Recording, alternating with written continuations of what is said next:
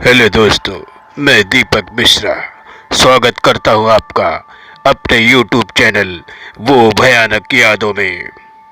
दोस्तों, अगर कहानियां पसंद आ रही हैं तो लाइक शेयर कमेंट और सब्सक्राइब अवश्य करें। दोस्तों, हम अंधविश्वास को बढ़ावा नहीं देते, इन कहानियों को सिर्फ आप मनोरंजन के तौर पर सुने। इसने मेरी कब्र पर पेशाब की। जी हाँ दोस्तों, अनिल नाम का एक युवक बहुत ही बदतमीज किस्म का था। उसकी शिकायतें गांव में इतनी फैल चुकी थी कि हर व्यक्ति उससे तंग आ चुका था। वह चोरी करता, जुगार खेलता, शराब पीता, यहाँ तक कि गांव के घरों में कभी कभी घुसकर चोरियां भी किया करता था। ताले तोड़ना और लड़कियों के साथ छेड़छाड़ करना उसकी दिनचर्या बन गई थी।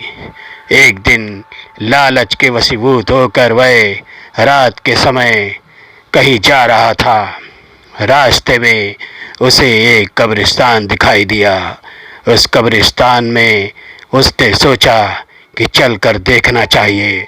सुना है यहाँ पर भूत प्रेत भी आते हैं और अगर कोई भूत प्रसन्न हो जाए मेरे ऊपर तो माला माल भी कर सकता है।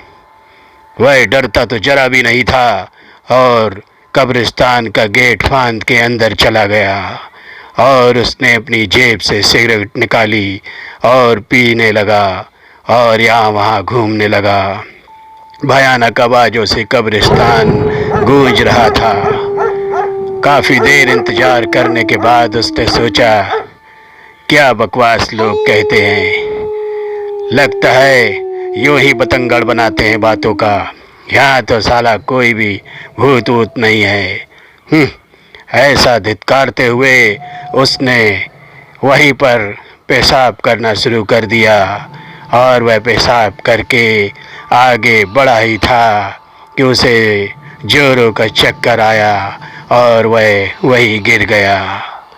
थोड़ी देर में वहाँ से गुजरती हुई गांव की बैलगाड़ी में कुछ लोग जा रहे थे। उन्होंने देखा, अरे ये तो अपने गांव का ही लड़का है, चोरियां करता फिरता है।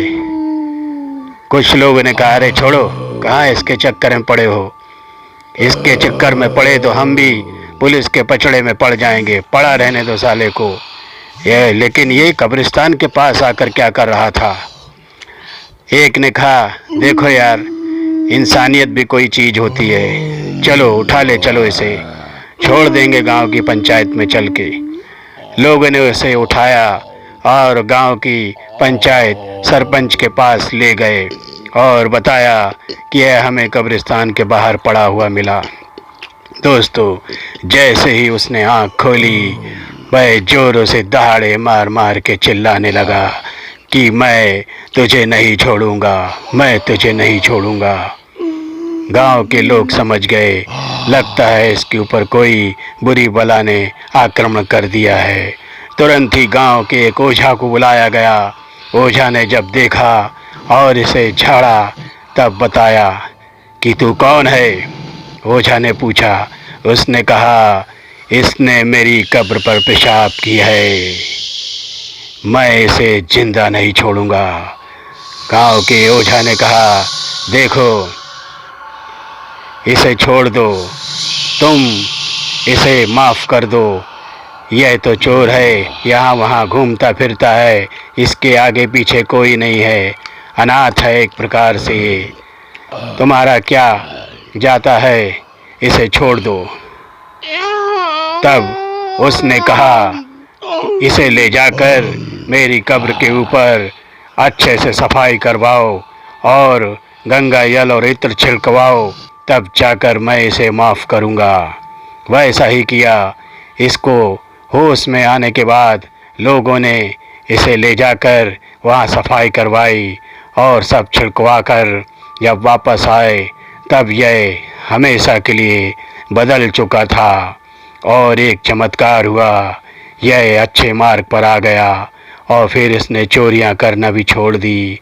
गांव के ही बाहर एक किसान के खेत में पूरे दिन यह काम करता नज़र आने लगा। तो दोस्तों, कैसी लगी कहानी? अच्छी लगी हो तो लाइक, शेयर, कमेंट और सब्सक्राइब अवश्य करें दोस्तों। गुड नाइट दोस्तों, गुड नाइट।